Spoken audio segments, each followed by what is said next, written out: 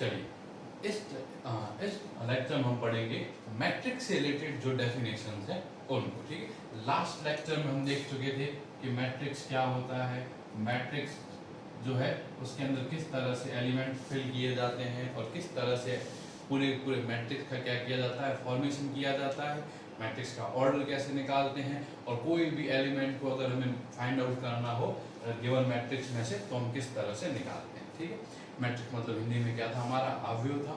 ठीक है, अब देखो, अब हम उस मैट्रिक्स यानी कि अवयव से रिलेटेड जो डेफिनेशन है, जो परिभाषाएं है वो पढ़ेंगे। तो देखो, सबसे पहले जो है वो नाम है क्या, रो मैट्रिक्स, यानी कि पंक्ति अवयव।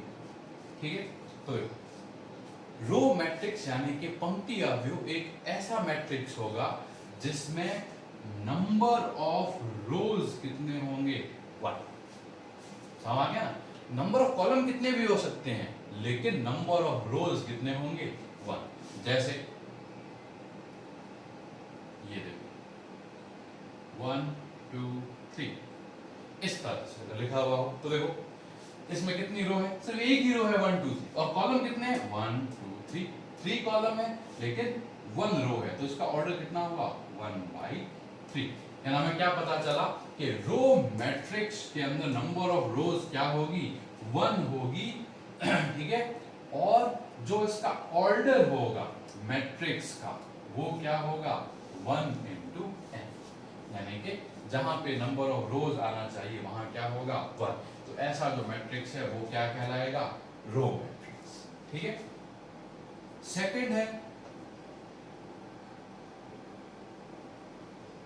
कॉलम मैट्रिक्स, यानी कि स्तंभ अवयव। तो इसमें क्या होगा कि नंबर ऑफ कॉलम्स क्या होंगे 1। ठीक है, यानी कि इस तरह से मान लो कि 1 0 माइनस, आ गई नहीं बात समझ में। तो देखो इसमें रो कौन सी, फर्स्ट रो ये, सेकंड रो ये, थर्ड रो ये, यानी कि इसमें नंबर ऑफ रोज तो है 3 लेकिन कॉलम कितना है, सिर्फ और सिर्फ 1। ठीक है, और हम क्या बोल सकते हैं कि कॉलम मैट्रिक्स का जो ऑर्डर होगा, ठीक है, वो क्या होगा m × 1, यानी कि नंबर ऑफ कॉलम्स कितने होंगे 1। तो ऐसा मैट्रिक्स क्या कहलाता है हमारा, कॉलम मैट्रिक्स। ठीक है, थर्ड जो है वो है क्या, स्क्वायर मैट्रिक्स।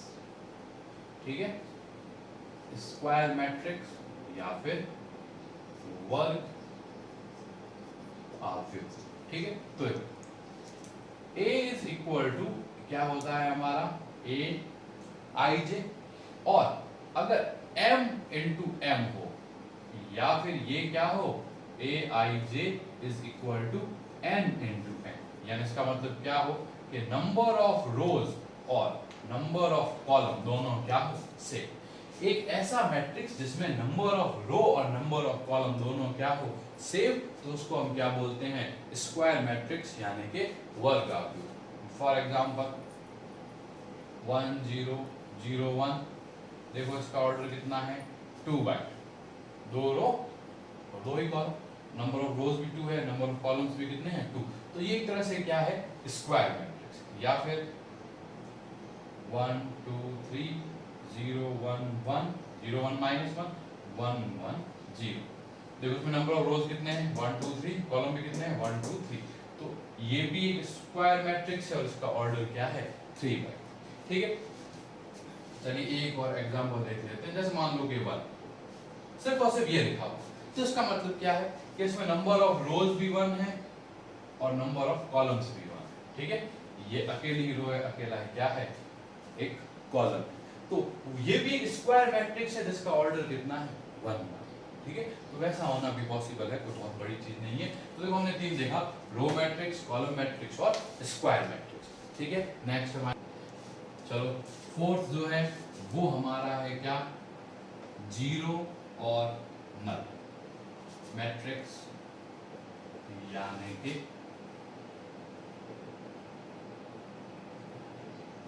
शून्य अवयव।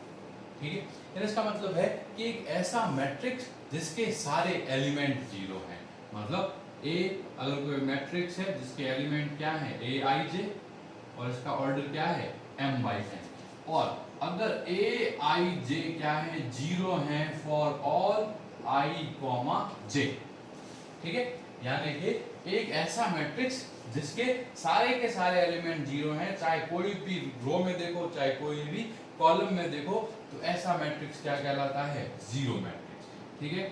और देखो जैसे इसको मोस्टली ओ से लिखा जाएगा, जैसे मान लो कि 0 0 0 0, ठीक है, या ओ 0 0 0 0 0, ठीक है। तो देखो ये भी एक जीरो मैट्रिक्स है, ये भी क्या है एक जीरो मैट्रिक्स। देखो ये क्या है, ये है ओ 2 बाई, मतलब अपन बता रहे हैं कि एक ऐसा जीरो मैट्रिक्स जिसका ऑर्डर कितना है 2 बाई 2, और ये क्या है ओ, कितने रो है इसके अंदर 2, और ये क्या है 3, तो देखो उसको अपन ऐसे लिखेंगे सॉरी ओ 2 बाई 3, यानी कि 2 रो और 3 कॉलम वाला क्या है ये जीरो मैट्रिक्स, ठीक है।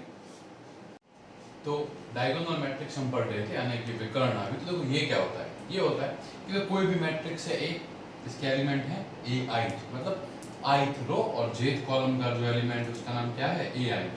तो इसकी डेफिनेशन क्या होती है कि ए आई जे की वैल्यू जीरो होती है अगर आई जे के इक्वल नहीं होता, मतलब जहां आई और जे इक्वल होंगे वहां तो वैल्यू जीरो हो भी सकती है और नहीं भी हो सकती, लेकिन जहां आई और जे जीरो सॉरी आई और जे इक्वल नहीं है वहां 100% इसकी वैल्यू क्या होगी जीरो।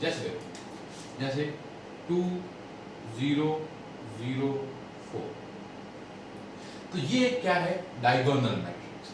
देखो आप डायगोनल का मतलब समझते हो विकर्ण का, तो क्या मतलब होता है, मान लो कि ये कोई स्क्वायर है और ये क्या है कोई रेक्टेंगल, ठीक है। तो देखो ये वाली लाइन क्या कहलाती है डायगोनल, यानी कि विकर्ण कहलाती है। तो देखो इस डायगोनल पे आने वाले यानी विकर्ण पे आने वाले जो एलिमेंट होंगे वो जीरो नहीं होंगे, उसके अलावा सारे क्या होंगे जीरो। तो देखो जैसे अगर अपन इसका डायगोनल बनाएंगे तो ऐसा ही आएगा। तो देखो ये क्या है a11, first row first column, ये क्या है a12, तो देखो a12 हुआ, तो a1 और 2 में आई और जे इक्वल नहीं है, तो ये क्या हो गया जीरो। ये क्या हुआ a21, यानी कि सेकंड रो और फर्स्ट कॉलम, तो ये भी क्या हो गया जीरो। ये क्या है a22, तो ये जीरो नहीं। इस तरह से मान लीजिए ये एक मैट्रिक्स है भी 0 0 0 0 1 0 0 0 2, ठीक। तो ये वाला भी क्या होगा डायगोनल मैट्रिक्स होगा, क्यों, क्योंकि देखो यहाँ आने वाले जो एलिमेंट है ये ही नॉन जीरो है, बाकी वाले सारे एलिमेंट्स क्या है जीरो। तो इनको अपन क्या बोलेंगे डायगोनल मैट्रिक्स, यानी कि विकर्ण आव्यूह बोलेंगे, ठीक है। चलो नेक्स्ट टाइप का देखते हैं एलिमेंट। नेक्स्ट टाइप का क्या होता है, देखो नेक्स्ट टाइप का जो मैट्रिक्स है उसको अपन कहते हैं स्केलर मैट्रिक्स, ठीक है। अब स्केलर की हिंदी आपको पता है इसको क्या कहते हैं अपन अदिश। स्केलर मैट्रिक्स यानी कि अदिश आव्यूह क्या होता है, तो देखो ये एक ऐसा होगा जिसके अंदर देखो सबसे पहले तो ये क्या होगा एक स्क्वायर मैट्रिक्स होगा, यानी क्या होगा एक वर्ग आव्यूह होगा, ठीक है। स्क्वायर मैट्रिक्स होगा और वर्ग आव्यूह होगा, प्लस ये डायगोनल मैट्रिक्स भी होगा, यानी ये विकर्ण वाला भी होगा। लेकिन इसके अंदर सारी कंडीशन क्या है कि जो सारे एलिमेंट होंगे ए आई वाले वो हमेशा ए जे के इक्वल होंगे। मतलब डायगोनल के अंदर अपन कैसे सीधा समझ सकते हैं कि डायगोनल के सारे एलिमेंट जो होंगे वो कैसे होंगे इक्वल, यानी सारे के सारे क्या होंगे समान होंगे, ठीक है। तो उसको अपन क्या बोलेंगे स्केलर मैट्रिक्स। जैसे a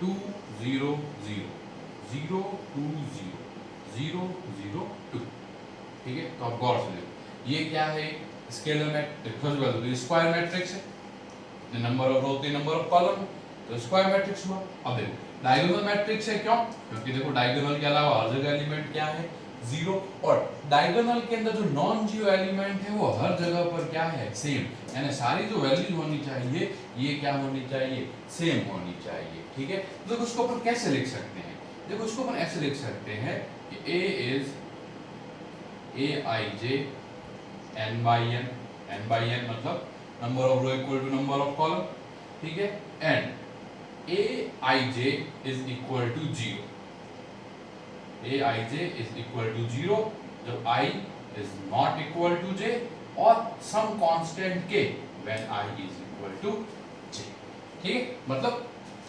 Aij की वैल्यू अगर I और j इक्वल नहीं होंगे तो क्या होगी, 0 होगी, और अगर I और j इक्वल होंगे तो k होगी। जैसे मान लीजिए अगर आपको a बनाना तो ये क्या होगा, k 0 0 ऐसे, फिर 0 फिर k फिर ऐसे, फिर 0 0 k फिर वापस 0, तो इस तरह से क्या होगी कि सिर्फ डायगोनल पे जो एलिमेंट आएगा वो क्या होगा, k होगा, तो उसको अपन क्या बोलेंगे, स्केलर मैट्रिक्स बोलेंगे, बाकी वाले सारे एलिमेंट क्या होने चाहिए, 0, ठीक है।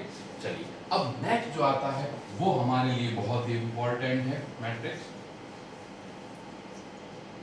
इसको अपन कहते हैं यूनिट मैट्रिक्स,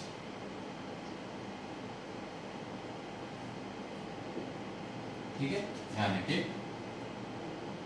तत्समक आव्यूह, ठीक है। देखो यूनिट मैट्रिक्स तत्समक आव्यूह को I से लिखा जाएगा, ठीक है।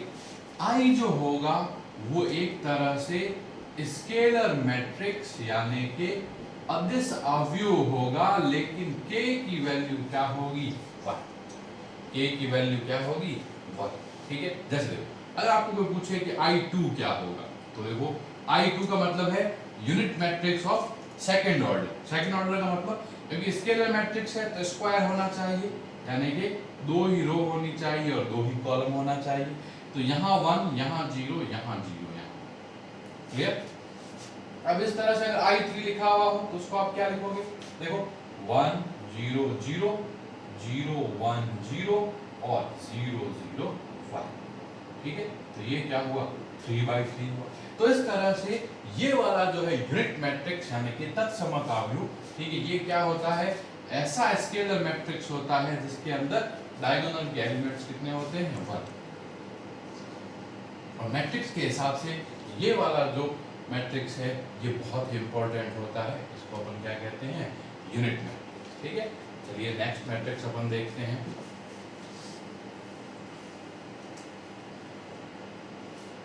अब दो मैट्रिक्स हैं, एक को कहा जाता है अपर ट्रायंगुलर मैट्रिक्स, ठीक है। तो अपर ट्रायंगुलर मैट्रिक्स क्या होता है कि एक डायगोनल होगा और जैसे मान लो अगर अपन ये डायगोनल या विकर्ण को देखें तो एक तो इस तरह से हुआ, ठीक।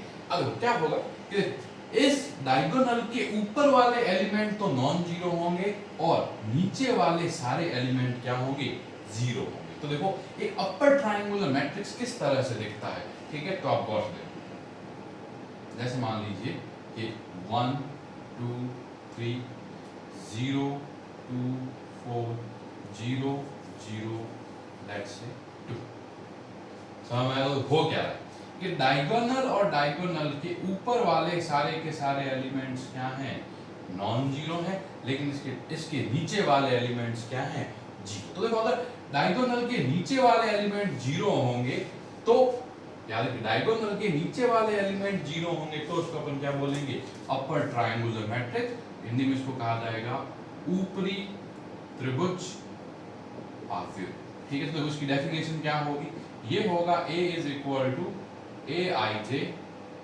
m/n, और इसकी डेफिनेशन क्या हो जाएगी कि Aij is equal to 0 all for I greater than j।